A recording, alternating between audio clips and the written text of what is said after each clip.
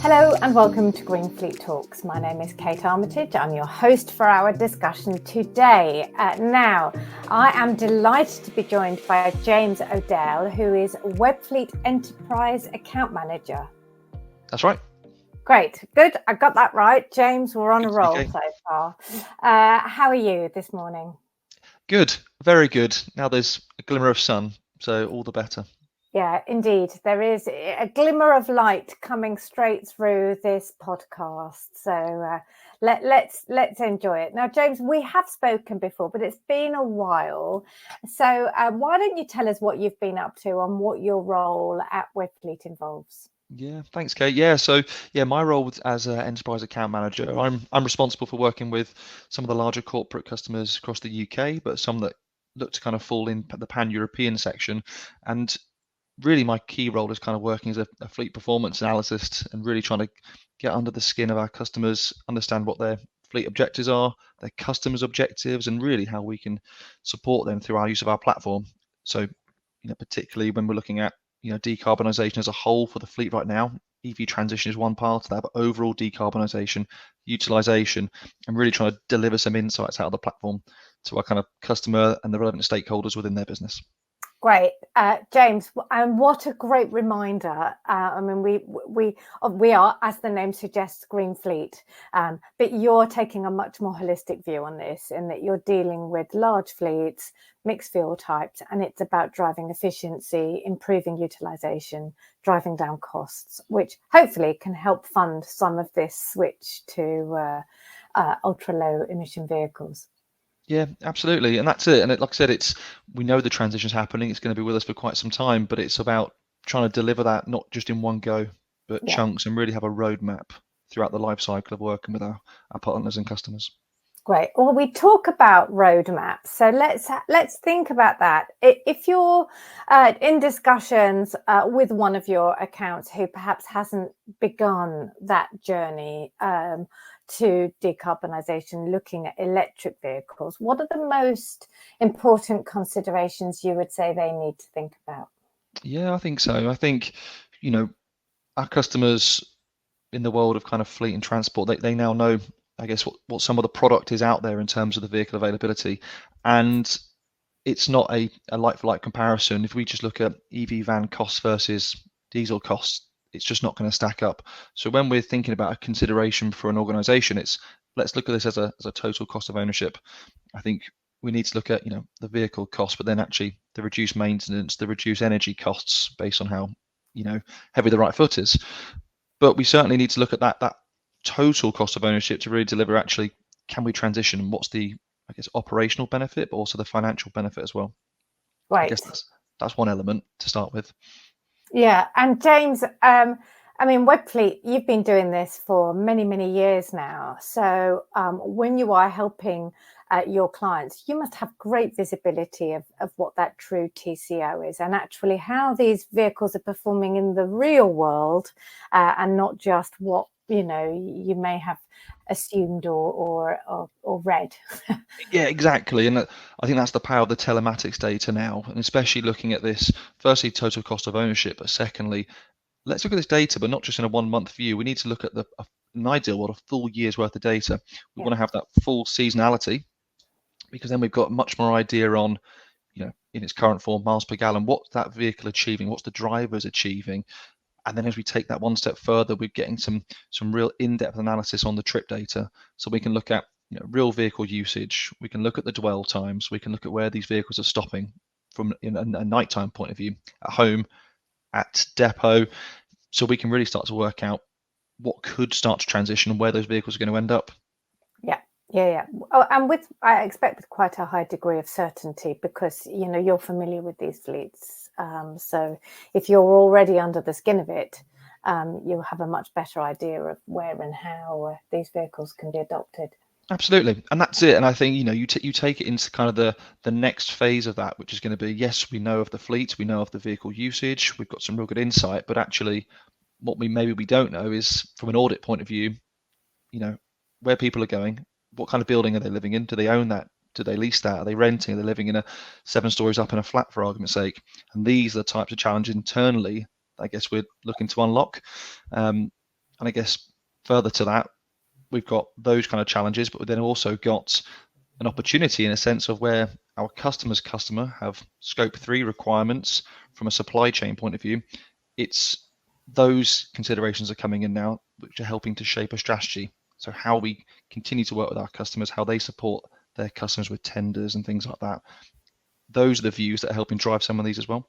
Yeah, and we're hearing from a lot of people, James, about scope 3 emissions, and that actually for a business sometimes it's the requirements of your main customers that is driving this change rather than an internal decision in its own right. Great. Now one of the other things, again, I guess you kind of have a lot of data on this as well, is around driver behavior. But also, more importantly, if you're transitioning a driver into an electric vehicle, what can the employers do to make sure that that experience is the best it possibly can be, and as a result, the driver is positive about the move? Yeah, exactly. And I think one of the biggest things is trying to dispel some of the myths around electric vehicles. I think we're moving away more now from things like range anxiety. It's now more the charging experience. But certainly on that range piece, I think first point, what we're seeing with a lot of customers is a communication or a driver pack to say, look, this is why we're doing this. This is the outcome that the business is looking to achieve. This is why we need your support. And that support element comes in the form of, let's say a trial. We want to bring some of our drivers in for these trials and really start to become advocates for EV because, they're much easier to drive. They've got the sustainability benefits, operational benefits. They're fun to drive. I've got one myself now. And I think it's also giving them the information in such a way that they can understand how to use the technology because there's so much more technology available to help them drive these efficiencies like regenerative braking and things like that. So I think really the communication out to the drivers to make sure that they feel part of it, their feedback is welcome, how we can support, to really make sure that we can deploy this and at scale and help support customers do that. Yeah, and you said it yourself. Advocacy is so important in this. If the drivers are liking these vehicles and are positive about them, then other drivers will want to have them as well. So it's all a virtuous circle, isn't it, in terms of that cycle of engagement and communication.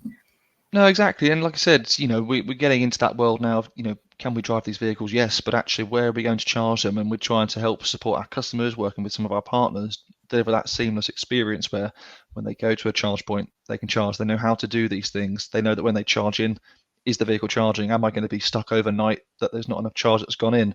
And again, some of the data that we see back in the Webfleet platform, and we can understand how much charge has gone in, at what times, did something go wrong? Was there charge connected but no charge going in? All these types of insights that we can pull out to then re-educate back out in the field. Yeah, and make sure that these things don't happen again. Absolutely. So you mentioned charging, and you mentioned depending on where they're charging. My kind of experience is workplace charging is front and center of all of this because it's probably the most convenient and certainly cheaper than public charging. Where you're working with one of your clients and they are looking at workplace charging, what do they need to consider with regards to the infrastructure? Yeah, I think, I touched on it a moment ago, but I think it's what's that building. If we're talking in depot charging, it's, do we own that? What can we do? Have we got the permissions of landlords? That's the first thing. What can we actually do?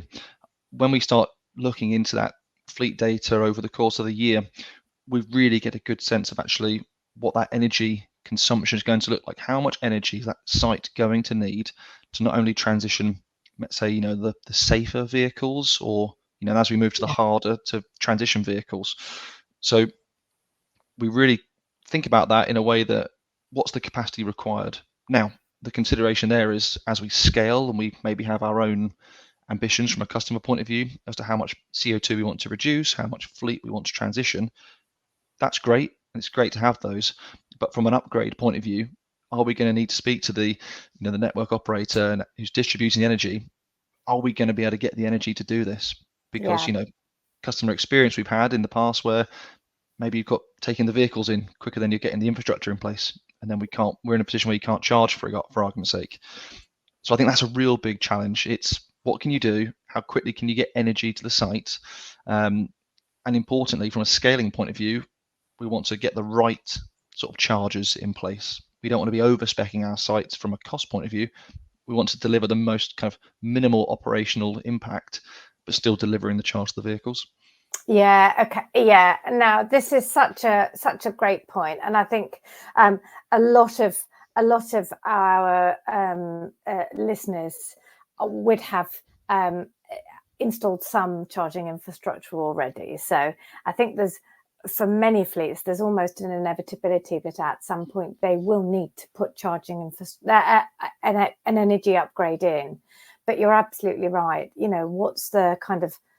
What's the realistic power that we need for these vehicles as they come on board, rather than saying, just put in loads of rapid chargers and then we don't have to plan as much. And that's it. You're absolutely right, Kate. And I think it's knowing the dwell time of these vehicles. If we know that vehicle is going to be back at site at 5 p.m. and it's not going out until 5 a.m. and we can utilize, the cheaper tariffs, again, we can see when that charging cycle starts on those vehicles. We can see how much energy is going in.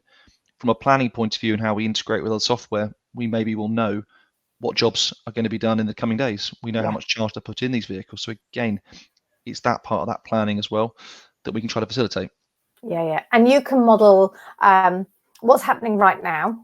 And you can also then start to look at, okay, well, in phase one, we may transition these vehicles, but it's not until you potentially get to phase 3 in 2 years' time when that energy upgrade is going to be needed, for example, based on the power that's available today. Yeah, exactly. And it's kind of, it's a real consideration in terms of where organizations are going, even as they're growing, and they might need bigger operations, bigger warehouses, for argument's sake. It's these kind of transition things with, early stages, but there's potential conversations happening with some customers around where are we going to place our depots? Where's the most suitable location where we can service our customers, but also get the energy? And although it's coming transition, this is kind of the planning phase. And if we are talking about upgrades, maybe anecdotally being a few years away, we need to start planning now and helping customers plan. 100%, James. These things don't happen overnight. So to have that idea of actually when in your long-term plan this may need to happen will tell you exactly when you need to actually start this process of upgrading your power.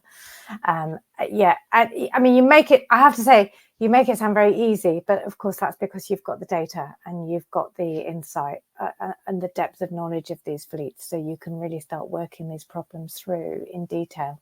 Yeah, and that's it. Yeah, and I think I guess I'm not a fleet manager. I'm not in sustainability. It's going to be it's a big challenge, this transition. But it's we're trying to make the barriers to entry that little bit easier with some of the insights. And again, some of the partners we work with, we've got an EV services platform which integrates with a number of different elements of the transition. For example, battery analytics, charging. We're able to offer a seamless kind of API integration to help customers, because there's going to be different elements that they're going to need as part of their journey. Okay, well, I mean, actually, I was going to ask you this. What is out there to help fleets with this process? So tell me a little bit more about your kind of ecosystem in terms of fleet electrification. Yeah, so I think probably in two parts, Kate. I guess our ecosystem is forming many different parts now, from end-to-end decarbonisation, from a energy management point of view. We're working with partners in terms of fuel card, charge card now integration. We're looking at battery analytics from now versus predictive kind of battery reduction potentially over the coming years, and delivering that from a Webfleet point of view, from data, and sharing that data to other partners and vice versa. So we're helping with that kind of, like I said, that barriers to entry. We're also doing our own events now up and down the country where we're collaborating and bringing customers together, for good news stories, bad news stories, what's gone well, what hasn't, to really share that knowledge. because albeit maybe they're different in different sectors, ultimately it's running that vehicle, it's home charge, it's depot charge, it's public charge. How do we do these things? And it's that element of networking. And I guess equally, we're partnering with people like the EV Cafe, so we're exposed to their fantastic network, and we're able to contribute around how Webfleet can support this, but also the great industry information that they supply to their listeners. James, I mean, I have to say, great to hear that you're running these events and that you are just tapping into this vast network of support that's out there. You brought a smile to my face when you said we're not just shouting about the successes. We need to talk about the failures as well, because that actually is how we will all learn. We learn from our successes, but you learn just as much from these are the things that I wished I'd not done. Yeah, for sure. And it's interesting because, when we're speaking with some of our customers, they might be very loyal to a brand or two historically. Yeah. But when new products are coming in, we're trying to deliver some insights around what's coming in that have you considered this small card that I found that can do 250 miles? Did you realize that was an option? No, you didn't. Well, let's maybe model some of the data on this. So we're trying to help maybe support some procurement decisions. And I guess speaking of kind of those procurement decisions, there's what we do as Webfleet and our partner network, but there's also, there are government grants available. We've got things like Workplace Charger Scheme supporting 75% of the purchase price on installation of charge points, up to 40, I believe it is, which closes March 25. And it's trying to share some of that insight to customers that they might not be aware of, that might help accelerate transition and overall decarbonisation. And there's a few other grants around sort of, small vans, large vans, up to £5,000 that the manufacturers pass on. So when they're maybe thinking about it or they're doing the modeling of the pricing, these things might make a difference. It's just trying to bring that to the table and a little bit more insight to say, have you thought about this? Yeah. Well, James, clearly you have thought about it. And it's been a pleasure speaking to you. Again, I have to emphasize that you've made this all sound extremely straightforward, and it's very reassuring to know that you are out there advising fleets. Yeah, thank you, Kate. Like I said, it's I think it's not one organization that's going to make this. It's a real collective effort, and I think we've got to try and, like I said, simplify this and make it as easy as we can, accessible as we can to fleets. We know there's challenges, but we want to be there to support them long term. Great. Well, James, thank you very much for your insight, and of course, thank you to Webfleet for joining GreenFleet Talks. Thank you, Kate. Thank you. That is about all we've got time for. Tune in again for another episode of GreenFleet Talks.